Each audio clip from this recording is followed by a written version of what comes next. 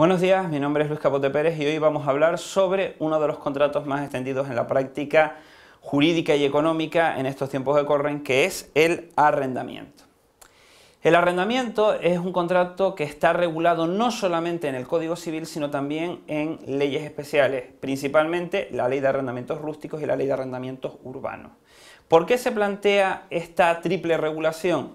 Principalmente porque la regulación del arrendamiento que planteaba el Código hacía referencia a un concepto general que luego las circunstancias económicas y las circunstancias sociales se han encargado de establecer una necesidad según la cual se ha producido en este campo un proceso de descodificación, es decir, que la regulación del código ha pasado a un segundo plano en detrimento de la llamada legislación especial.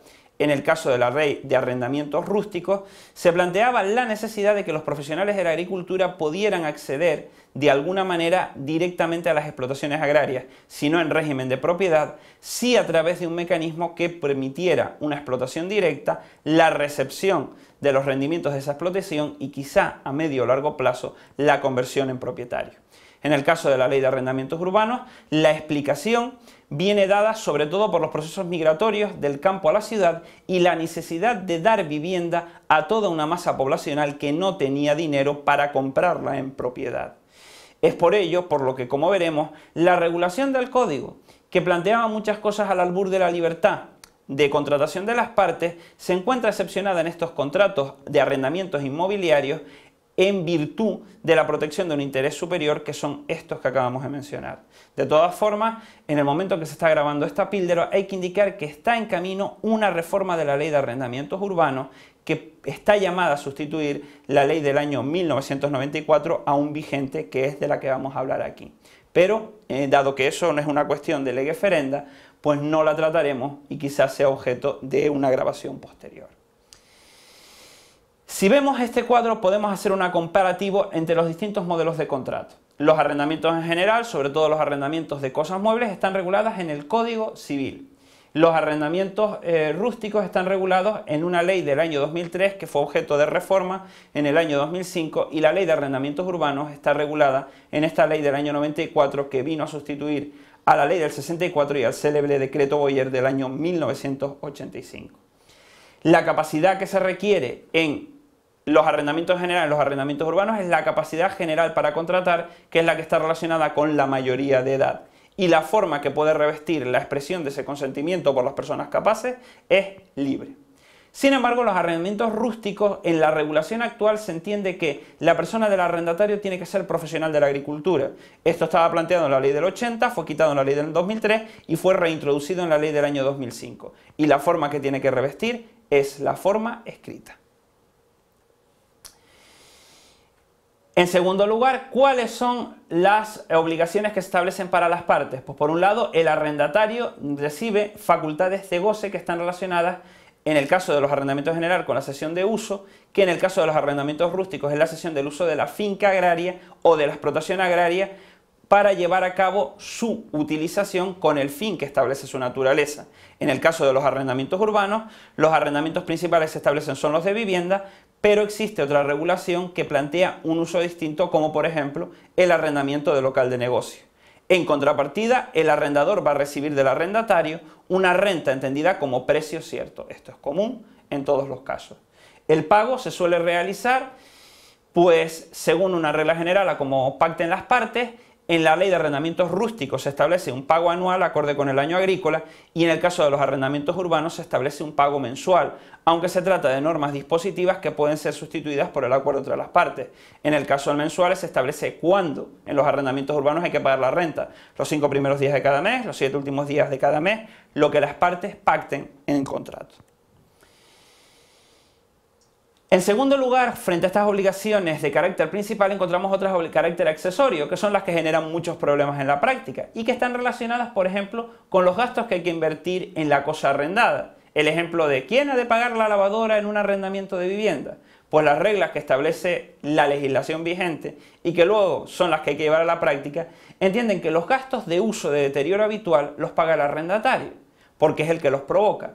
Ahora bien, aquellos gastos que ya son estructurales de aquello que se está arrendando van de cuenta del arrendador, porque se entiende que sus efectos van a perdurar más allá de la existencia del arrendamiento, y en segundo lugar porque el arrendador garantiza, mediante la cesión del derecho de goce, que la cosa arrendada va a poder ser utilizada por el arrendatario. En cuanto al tema de las mejoras, se establece una remisión al régimen general que establece el Código y que también se reproduce en el ámbito de las leyes especiales. Las mejoras corren de cuenta del arrendador y si el arrendatario las lleva a cabo puede repercutir los costes respecto del arrendador. La regulación especial de la Ley de Arrendamientos Urbanos establece un régimen sobre que el arrendatario tiene que soportar la realización de mejoras, pero puede ser compensado por tener que soportar, por ejemplo, la realización de obras mientras él está dentro, etc. En cuanto a la posibilidad de que el arrendatario pueda convertirse en propietario por medio de los llamados derechos de tanteo y retracto, si bien la regulación tradicional del Código remite eso a la voluntad de las partes, tanto la Ley de Arrendamientos Rústicos como la Ley de Arrendamientos Urbanos establecen un derecho legal de tanteo y retracto a favor del arrendatario. ¿Qué significa esto? Que si el arrendador que es propietario quiere poner a la venta la finca en cuestión, a quien primero ha de ofrecerle la venta es al arrendatario, derecho de tanteo. Y si ese ofrecimiento no se produce, se vende a una tercera persona, el arrendatario está facultado para hacerse con la propiedad del bien, pagando al comprador el mismo precio que él abonó, derecho de retracto.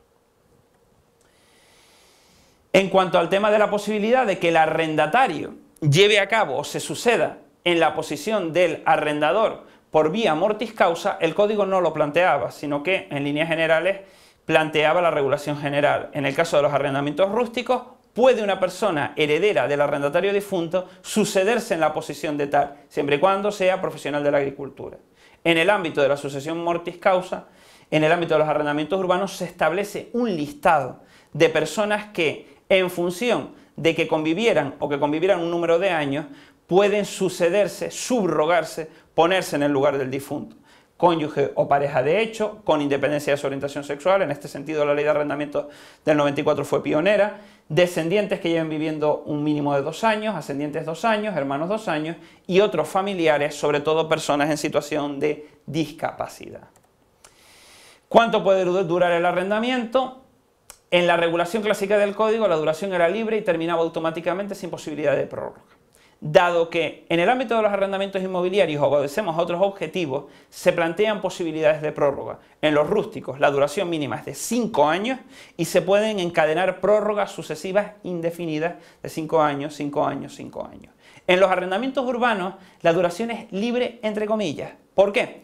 Porque se establece que, con independencia de lo que se establezca en el ámbito del arrendamiento de vivienda, hay un plazo mínimo de 5 años de renovación automática a voluntad del arrendatario.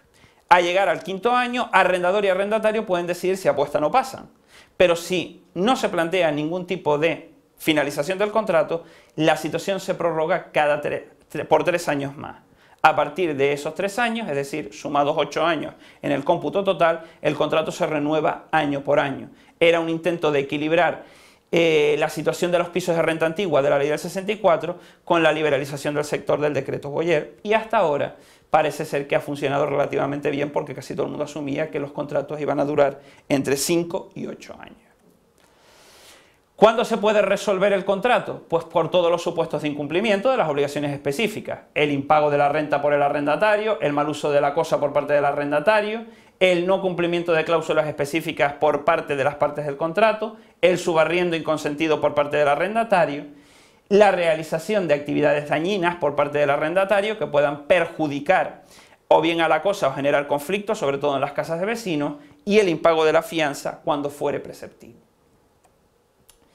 En cuanto a la resolución del arrendamiento por causas imputables al arrendador, solamente se mencionan en la Ley de Arrendamientos Urbanos y se plantea el incumplimiento de la obligación de reparaciones o la perturbación en la posesión de la cosa de hecho o de derecho por parte del arrendador.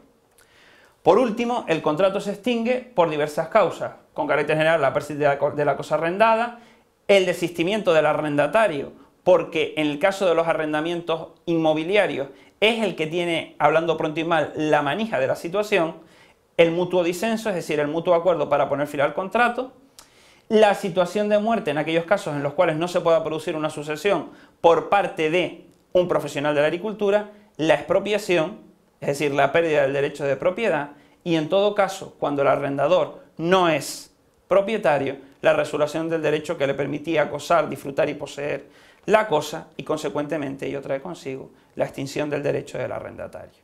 Pierdes el derecho del que traes causa.